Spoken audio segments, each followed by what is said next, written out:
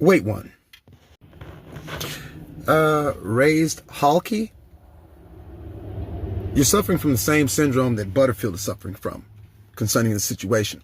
And I can prove it if you're a compliant patient, which I seriously doubt.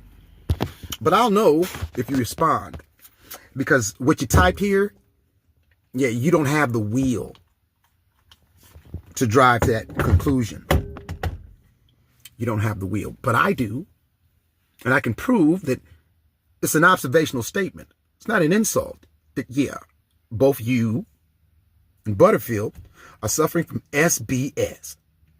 And I can prove it. Asking you a question, depending on your participation, is going to be respectful. Because like I said, I'm not disrespecting you. I'm not calling you a name by saying you have this syndrome, because you honestly do, and I can prove it with the story. I'm not going to tell you the colors of the people in the story until you reply, okay? All right. In Mississippi 2025, recently, about 30 days ago, in Mississippi, a grown man ran over an 11-year-old boy and took his life. They found marijuana in his system and in his car. The police let him go. Now, my question to you, okay, did the punishment fit the crime?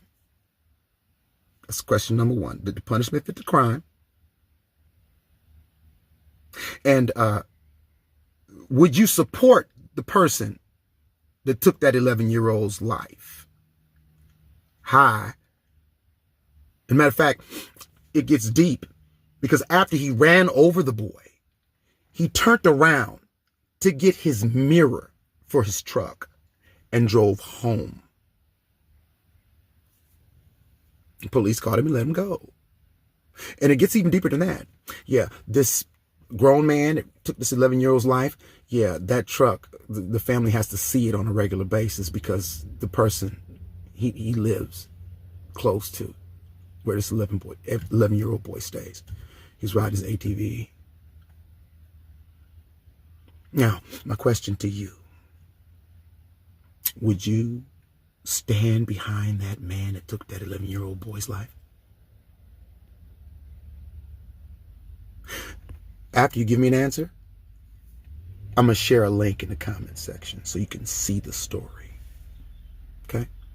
I want to see if you have that same energy, because when black people were rioting and protests throughout history, it wasn't just black people doing that. People that looked like you were doing it too, because their brains were not smooth and they were speaking out against injustice. What Camilo did was called self-defense. So I'll be waiting. Let's see if you're a compliant patient. You know who I am. Shalom.